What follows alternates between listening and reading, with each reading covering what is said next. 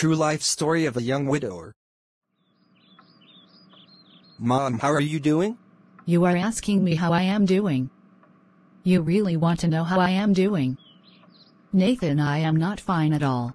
How long are you going to remain with that family? Mummy, we have had this conversation severally. Wait, let me talk. Let me talk before you will say my mouth is smelling. Of course, you know I cherish your opinion.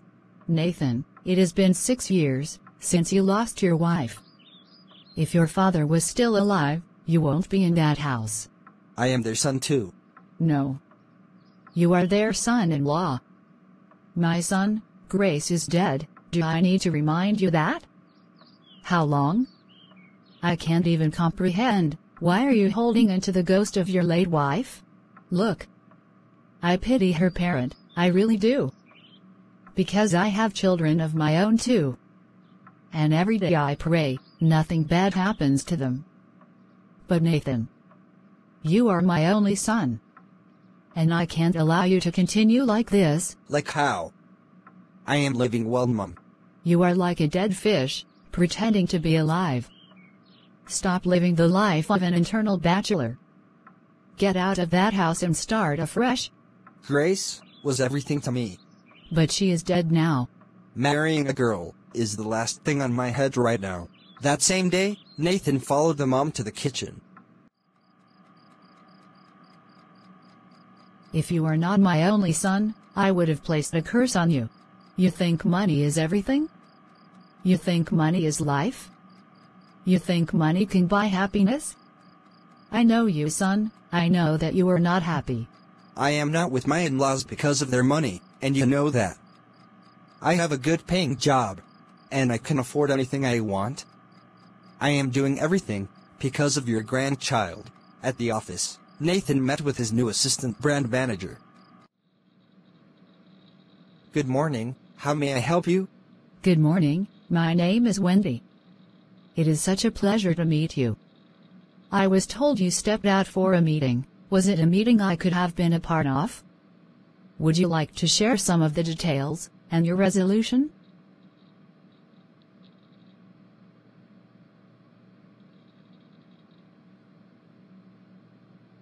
Miss Wendy and her cousin, discussing her day. On a scale of 1 to 10, how annoying is your manager? 200.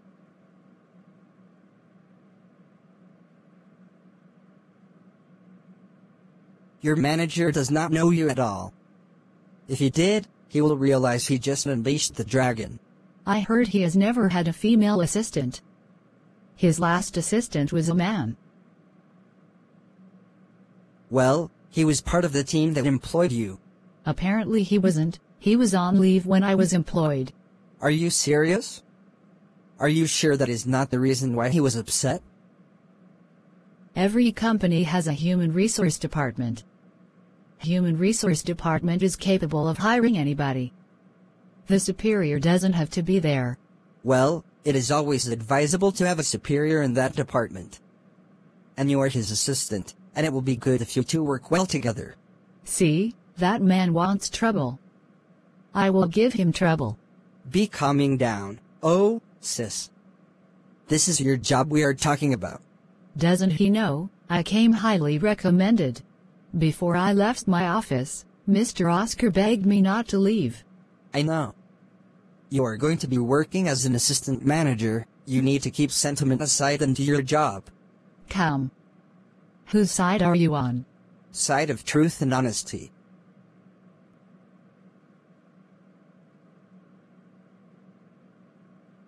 Back at home, Nathan and his mother-in-law sitting together.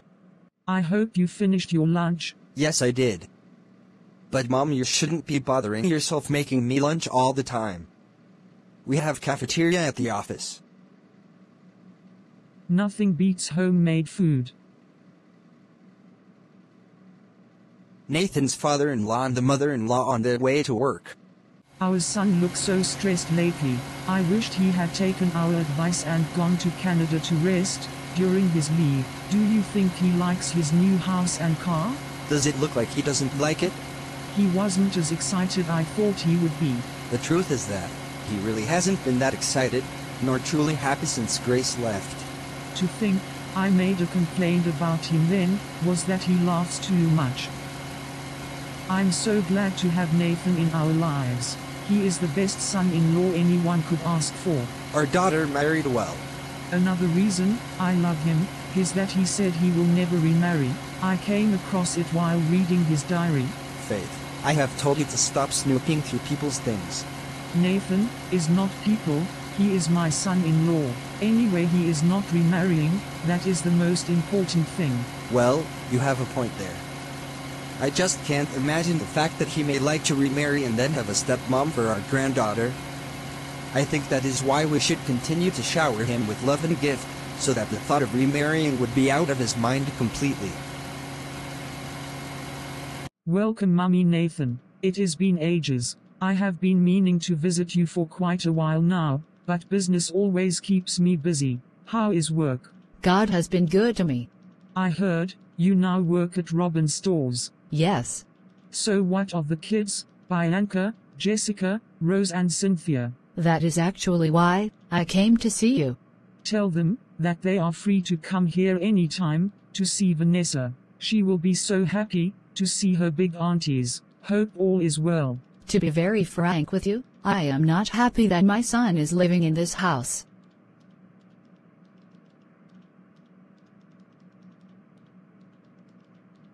But he is my son too. You are his late wife's mother. My son has his life to live. I don't want to sound harsh. Grace is gone, and she is not coming back. What did you just say to me? Release my son. Keeping him here is not gonna change anything. It is not gonna bring Grace back. How dare you come here and say such insensitive thing? Agreed. I have been insensitive, but how else do I pass my message across? Your daughter has been dead for 6 years, and Nathan has refused to move on.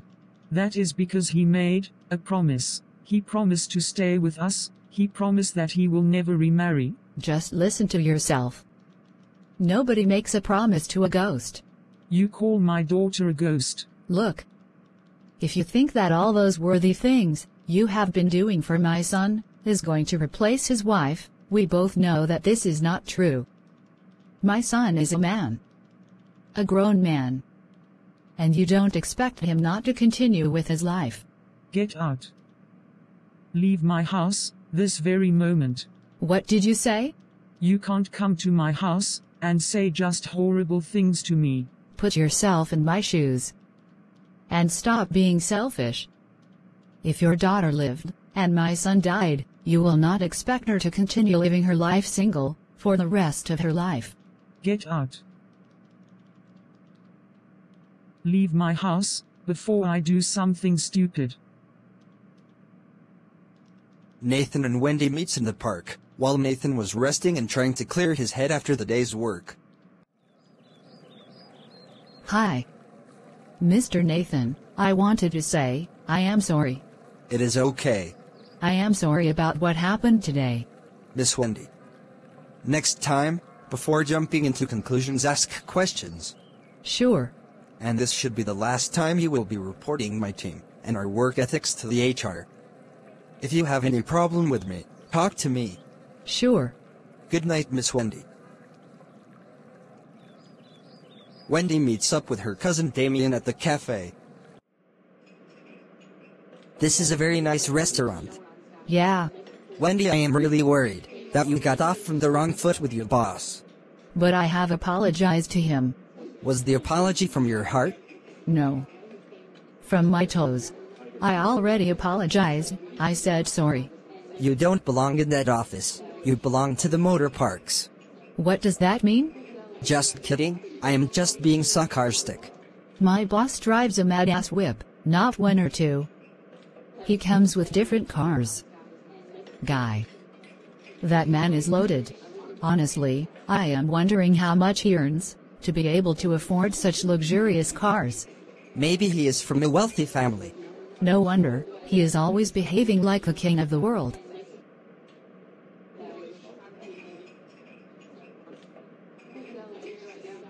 Nathan comes back from work and was engaged by his father-in-law. Welcome, son. Good evening, Dad. How was work? Very fine. How is Mom? Did you hear anything from your mom? I mean your mother. My mother? No. I haven't spoken to her since the last time I visited her. Any problem? What happened? Your mother was here today. The things that she said to my wife, if not that, she is your mother, I would have arrested her. She said a lot of horrible things to my wife. How dare she come to my house to upset my wife? I will go and talk to her.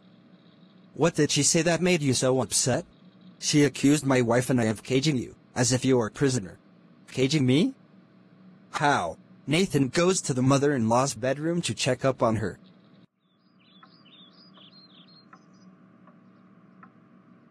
She said we are the ones stopping you from remarrying. Nathan, is that true? Do you have plans of remarrying? That's not true. Please do not remarry, for the sake of my daughter. It will hurt us so much if you remarry. Please do not remarry. You will forget my daughter Grace, the moment you remarry. No.